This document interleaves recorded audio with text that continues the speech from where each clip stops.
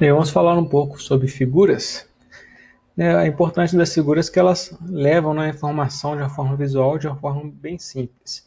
E é importante fazer com que as figuras, né, elas consigam passar as mensagens sozinhas, sem precisar, né, do leitor ficar recorrendo ao texto, né, para conseguir entender, compreender a figura. Então, geralmente, as figuras são bem diretas, né? A informação que elas passam são diretas. Em alguns casos é necessário colocar algumas informações ali na legenda da figura, né, nos captions dela, para poder, né, o leitor ter uma compreensão, né, melhor do que é a mensagem da figura, sem precisar ficar procurando no texto, né, onde que está sendo referenciada aquela figura para poder entender qual que é a mensagem dela.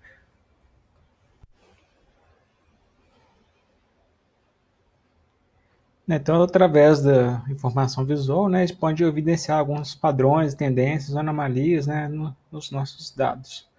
Então, as figuras, né, são úteis para poder, né, mostrar essas nuances que, muitas vezes, analisando os dados crus, né, é difícil a gente perceber. A gente deve também utilizar, claro, que figuras com parcimônias, né? A gente não vai fazer um texto onde vai colocar, né, infinitas figuras, né? Muitas figuras, que aí também cansa o leitor. Né? E muitas vezes a gente pode juntar, né, as figuras, né? Se a gente está querendo observar uma determinada variável, né, com alguma variação de algum parâmetro, em vez de fazer um gráfico para cada variação de parâmetro, a gente pode juntar, né, todos os gráficos, né, esses plots, né, num gráfico só, colocar numa figura só, né, de forma que fica, economiza, né, o espaço e ainda fica, né, mais, né, fácil do leitor comparar, né, o que aconteceu, né, de um caso para o outro quando houve aquela determinada variação. Então, a utilização de gráficos é um recurso já antigo, né?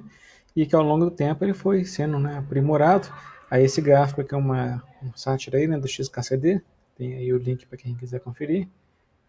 Então ele mostra ali, né, a evolução da qualidade dos gráficos, né? E aí mostrando ali a era do PowerPoint, onde a qualidade dos gráficos, né, segundo essa paródia aí feita pelo quadrinho, né? Nessa época aí as qualidades caíram. Então a gente tem um artigo aqui do Friendly, né, ele mostra aí, na verdade, a evolução dos recursos gráficos, né, os tipos diferentes de gráficos,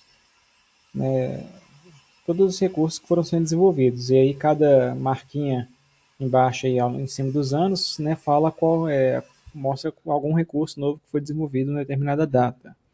Então aí a gente tem uma evolução, né, vendo essa densidade aí, né, de quantos ticks tem ali embaixo, né? Então, para ver quanto mais ticks tem, mais desenvolvimento teve no gráfico durante um determinado período. Então, mostrando aí como é que foi o desenvolvimento, né? E, curiosamente, aí tem um pouco de relação ali, né, com o gráfico anterior, né? Tem um período ali que tem uma queda, né? Mas ali o período a gente vê ali que é no meio né, do século XX.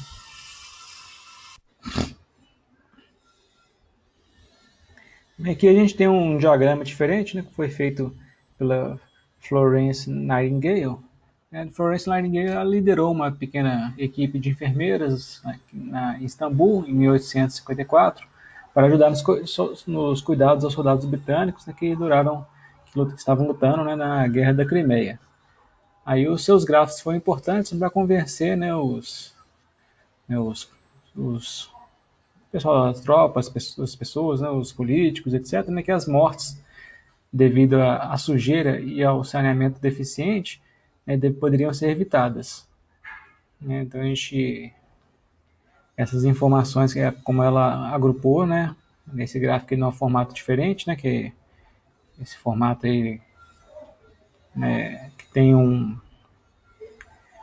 né, uma evolução circular ali, né, das informações, né, a gente vê ali que no gráfico da direita, né, está indo de abril de 1854 a março de 1855, e no gráfico da esquerda, né, que é no gráfico 2, de 1855 a março de 1856. né? Então tem uma periodicidade aí, né, ao longo do tempo. Então a gente vê que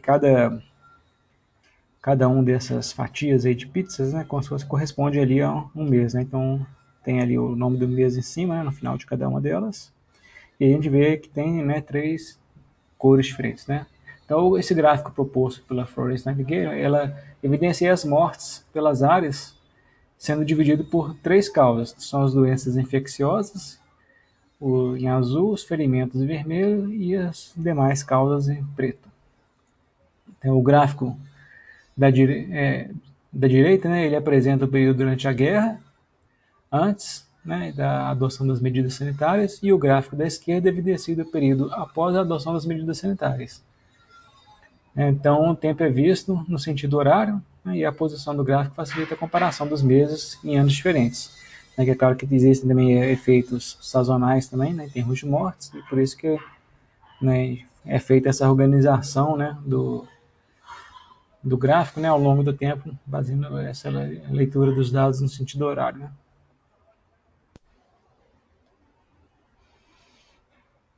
Né. E aqui a gente tem de novo aqui gráficos recriados, né, utilizando os dados da Florence Nightingale. Então, na esquerda a gente tem um gráfico de barras, né, mostrando as mesmas informações, e na direita, né, recriando o gráfico dela.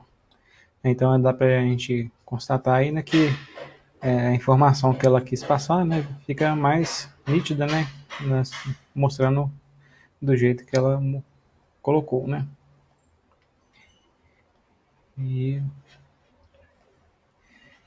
e aqui de novo aqui o gráfico também novamente. Então aqui tem a referência, né, de onde que tem o código para criar esse gráfico. Então usando o R e o ggplot2.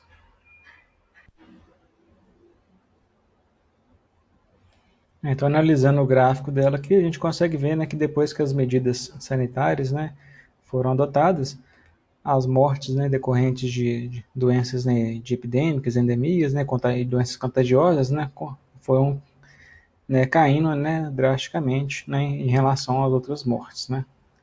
Então, a gente vê que tem um comportamento ali, por exemplo, a morte dos ferimentos, né, tem um determinado valor, né, que depois começa, elas não, né, elas não estão caindo da mesma forma que a morte por doenças contagiosas, né? Afinal de contas, né, os feridos da guerra continuavam aparecendo feridos e a chance deles morrer pelo ferimento, né, não independia, né?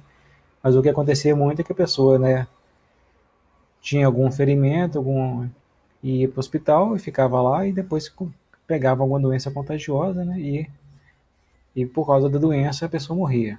E depois da adoção das medidas sanitárias, o número de mortes caiu drasticamente.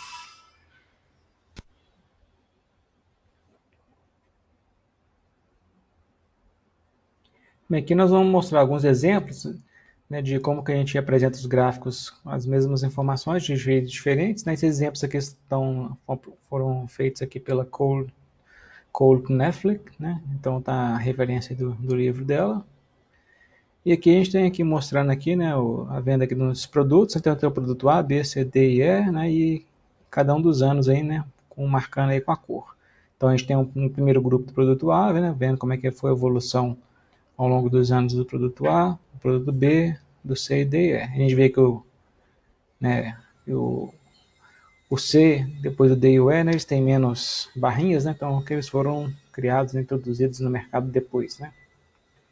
E aqui a gente vê, né, no seguinte tem o mesmo gráfico, porém agora as informações, né, estão, né, todas juntas, né, no mesmo gráfico, onde a gente tem a linha do tempo, né, mostrando a evolução, né, e fazendo isso, a evolução na forma de linha, né, fica bem mais fácil da gente perceber a tendência, fica fácil da gente acompanhar ali, né, onde que foram introduzidos cada um dos produtos, né, então a gente vê que o C e o D e o E, né, onde que eles foram introduzidos, né, então vendo ali a evolução do preço deles, como é que quando o C e o D e o E foram, à medida que o C, depois o D, depois o E foram introduzidos, né, hoje em dia que o preço, né, médio foi caindo, então a introdução de novos produtos levou uma queda desses preços. E ali nesse gráfico a gente aproveitou ali para, né, para colocar outras informações, como ali o valor médio, né, aquele ponto AVG, né, a médio, e ali uma faixa de preço recomendada, né, se fosse introduzir então um novo produto no mercado hoje, qual seria, né, a faixa recomendada de preço, né, para entrar nessa competição.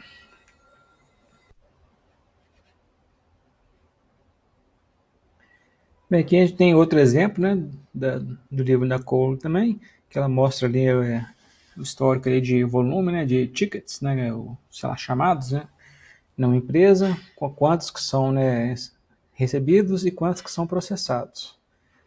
Né, então a gente vê ali que os valores são bem próximos, né, e em algum momento ali também dá para ver, né, fica meio, não fica tão claro, né, mas dá para ver que os valores processados, né, os tickets processados começam a ficar, né, defasados. Agora, se a gente fizer o gráfico dessa forma, fica bem mais fácil perceber, né, que a partir de um determinado momento, né, ali em maio, começou a haver, né, essa defasagem entre os tickets recebidos e os processados. Né, então, e ali a gente adicionou uma informação importante, né, para explicar por que, que isso ocorreu, né, que 2 funcionários foram demitidos, né, ou saíram da empresa em maio. Né, e essa falta desses 2 funcionários, então, levou a essa disparidade, né, entre o número de recebidos e processados. Então, que, né, a gente pode usar essa informação para argumentar que é necessário contratar mais funcionários, né, para dar conta do volume, né, dessa demanda. E outras coisas que são interessantes a gente ver, por exemplo, a gente não precisa colocar ao longo do eixo, né, já que a gente está marcando ali um mês, né, a gente não precisa colocar o nome do mês inteiro. Se colocasse, né, ficaria muito grande. Né? Se colocasse ele no sentido vertical ou diagonal, seria algo que não é, né, que não facilita a leitura. É muito melhor a gente colocar, né, o texto sempre no sentido horizontal, que é o nosso sentido normal de leitura. Então, tanto o texto ali, né, falando dos recebidos, processados, né, o texto da informação dos 2 empregados que foram né, que saíram da empresa, colocar esses textos sempre na horizontal. Né, como a gente está descrevendo aqui, né, apenas os dados durante o ano de 2014, né, então basta colocar ali uma vez em 2014, né, a gente sabe, né, é fácil entender que esse ano inteiro é 2014. Vamos supor que a gente pegasse 2014 e 2015, então aí teria um outro janeiro aqui na frente, depois de dezembro, e aí a gente poderia colocar um 2015 embaixo, e automaticamente a gente sabe que tudo que vem depois é 2015. Não precisa ficar inserindo 2000, o ano também embaixo de todos os lugares, né, para não ficar poluindo o gráfico.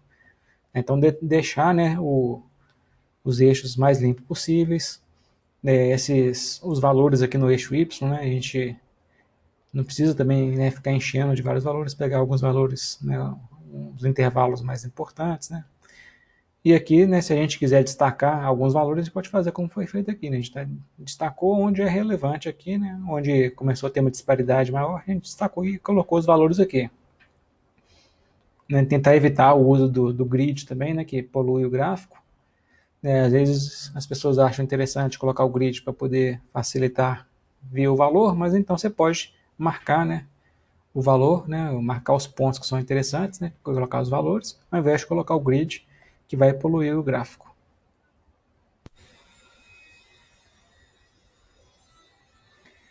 Aqui nós temos um outro exemplo, né, da mesma autora Cole, onde mostra aí, né, como que as pessoas, né, acho que são as crianças, né, se sentiam em relação à ciência antes e depois de participar de um determinado programa. Então na esquerda ali, né, na esquerda é antes, na direita depois, e aí a gente tem 2 gráficos de pizza, né, para poder representar, né, se elas acharam que aquilo era entediante, não gostaram, né, se era simplesmente ok, ou se estavam, né, acharam interessante, ou se sentiram excitados, né, muito felizes ali né, com conhecer um pouco de ciência, né.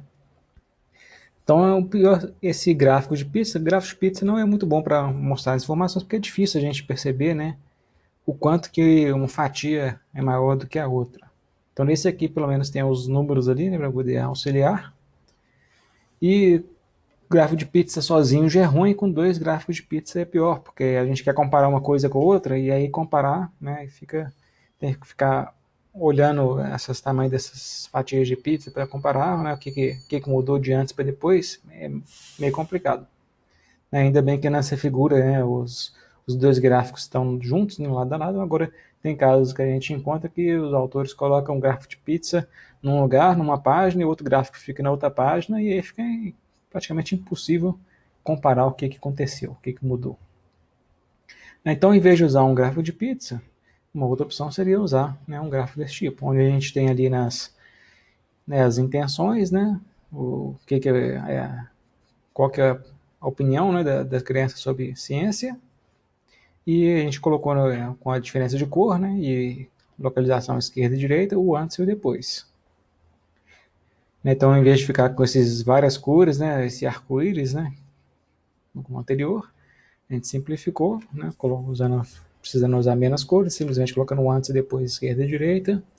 Né, a gente juntou ali as opiniões, né, se sentiu entediado, não gostou, ok. Numa forma que fique mais fácil da gente localizar, porque aqui a gente tem que ficar o tempo todo subindo e indo na legenda para ver o que cada cor representa. Então a gente não consegue focar a visão no gráfico e observar, a gente tem que ficar indo e voltando na legenda o tempo todo. Aqui fica muito mais fácil de ver. E como a gente está usando esse gráfico de barras, né, fica fácil da gente comparar o que mudou, né, de antes para depois. Então a gente vê ali que, né, nas expectativas ruins, né, os dois da esquerda não mudou muito, né, mudou um pouquinho. Né, já no ok, né, tem uma grande diferença, né, uma mudança brusca, e nos outros também teve uma mudançazinha maior, né, principalmente no último, né. Então fica fácil, né, de comparar o que mudou antes e depois de um determinado programa. E a gente pode acrescentar algumas informações adicionais ali com o texto, né, para deixar claro a mensagem que a gente quer passar, né, sobre esse gráfico para o leitor.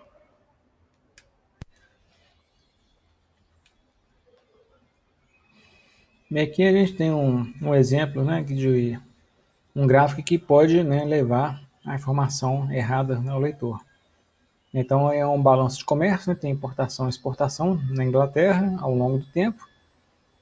O que acontece nesse tipo de gráfico, que quando a gente coloca os dois gráficos assim juntos, né, a gente quer ver a diferença, né, a gente vê a balança no comércio, a gente interpreta, né, a gente vê essa área, né, que forma-se entre essas duas curvas. E aí, quando a gente quer, né, olhar a diferença entre um e outro, a gente acaba pegando, né, a seção transversal nesse sentido. Sendo que esse não é o sentido para a gente comparar no mesmo ano. Então, se a gente quisesse comparar, né, o ano de 1970, 1740 com 1740, né, a gente teria que olhar o ponto que está em cima, e não o ponto que está, né, na seção transversal. Então, visualmente, quando a gente olha para o gráfico, a gente observa como se fosse a diferença com todas essas linhas que estão marcadas aqui, sendo que não é isso que a gente quer. Então, esse tipo de gráfico assim pode levar, né, a informação, né, a percepção errada do que a gente quer passar. Né? Então, a gente teria que comparar assim, mas visualmente a gente percebe assim. A gente pode também acrescentar, então, né, uma outra informação abaixo, né? Então, no caso aqui, mostrando a diferença dos dois, né? Onde a gente vê claramente que aqui tem um pico, 1760 e poucos, que olhando no gráfico de cima, esse pico praticamente imperceptível, né? A gente não percebe que existe esse pico. Né? Então, essa informação passa despercebida se a gente mostra a informação daquela forma. Esse aqui é um exemplo simples, né, feito aqui no Octave, onde a gente tem ali duas curvas, y1 e y2, e a gente vê que o y2 ele nada mais é do que o y1 mais uma constante. E se a gente fizer o gráfico, né, parece que não é, parece que a diferença vai crescendo, né, de y e y2, sendo que a diferença é constante. Então, o mesmo efeito aí, né, quando a gente faz esse tipo de gráfico, causa esse tipo de ilusão, e a gente tem que tomar cuidado com isso para não passar a mensagem errada. Bem, esse exemplo aqui, né, do Robbins, ele mostra, né, como é que, dependendo da escolha nossa aqui dos eixos, né, como é que a gente pode pegar os mesmos dados e passar, né, passar uma mensagem completamente diferente. Então, note que então são os mesmos dados, o que está mudando ali, como é que a gente está, né, o quanto que cada eixo vai representar ali na na imagem, né, no papel, né, a dimensão que cada um vai ocupar ali, né. Então a gente pode, né, dependendo de como que a gente escolheu isso, né, mostrar que na evolução do nível de dióxido de carbono na atmosfera está uma evolução muito lenta ou está muito rápida, né, dependendo da escolha de como a gente apresentou o gráfico.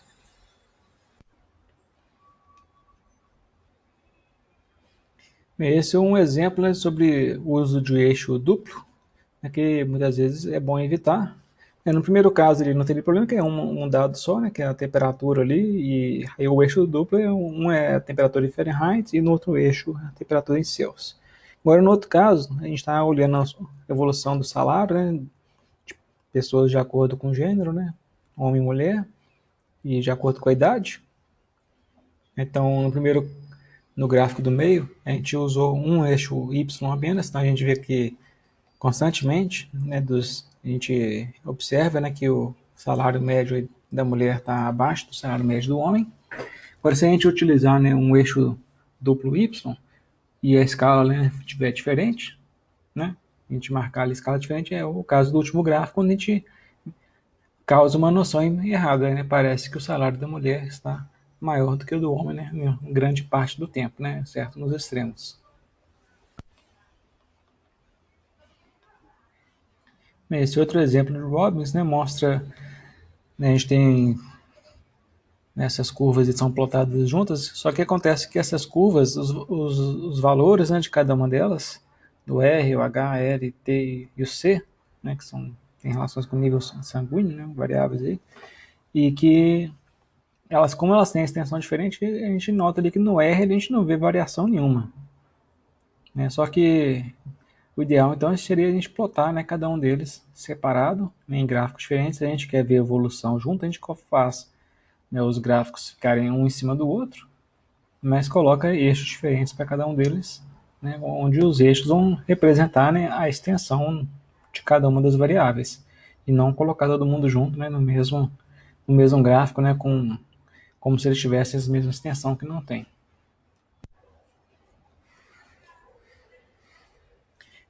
Aí aqui a gente tem, né, um outro gráfico do preço do ouro, onde na esquerda a gente tem as três barrinhas para mostrar o preço mais alto atingido, mais baixo e a média em cada um dos anos.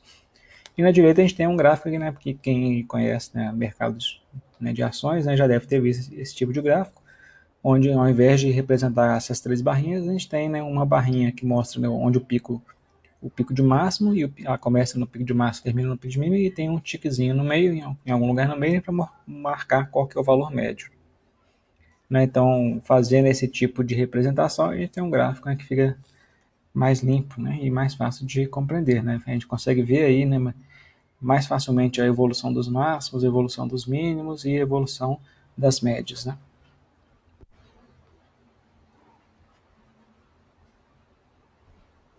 Então aqui é um trecho, algumas informações tiradas do livro do Robbins, né, e mostra também os elementos ali, né, de percepção de gráficos. Né, alguns elementos que a gente usa, né, para fazer a percepção né, do que variou, né, nos gráficos, o ângulo, a área, a matiz de cor, saturação, densidade. Né, então a gente pode fazer, né, utilizar uma combinação desses aí para poder, né, simplificar o gráfico e colocar as informações, né, de forma mais simples e tirar, né, a poluição do gráfico, escolhendo bem, né, quais elementos, o que a gente vai utilizar.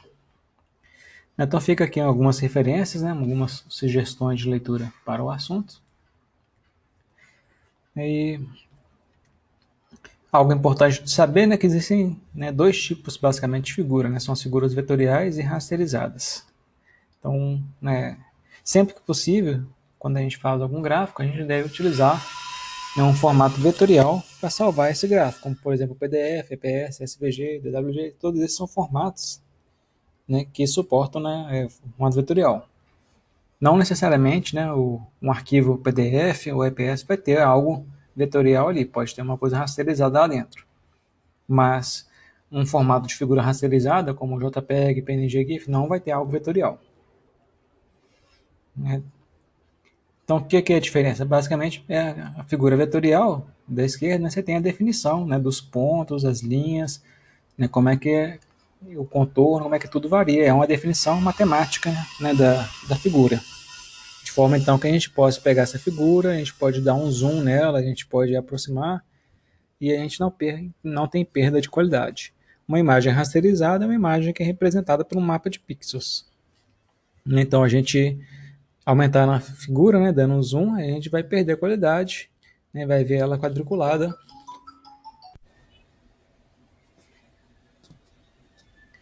Então é importante a gente, sempre que possível, salvar uma figura como vetorial, que assim a gente vai garantir, né, que a gente vai ter a melhor qualidade. Claro que se a gente tiver uma figura, vamos supor que tem milhões de pontos, milhões de retas, né, aí esse tipo de figura não vai dar para a gente, né, dá para salvar como vetorial, né, só que o problema é que vai gerar um arquivo muito grande. Então aí nesse caso a gente pode abrir uma exceção, ou então, né, ao invés de fazer essa figura com milhares de pontos, talvez você esteja fazendo a figura errada. Talvez você não tenha que fazer uma figura com milhares de pontos. Você tem que fazer, por exemplo, um mapa de densidade. Então, às vezes, escolher, né, outro tipo de representação também.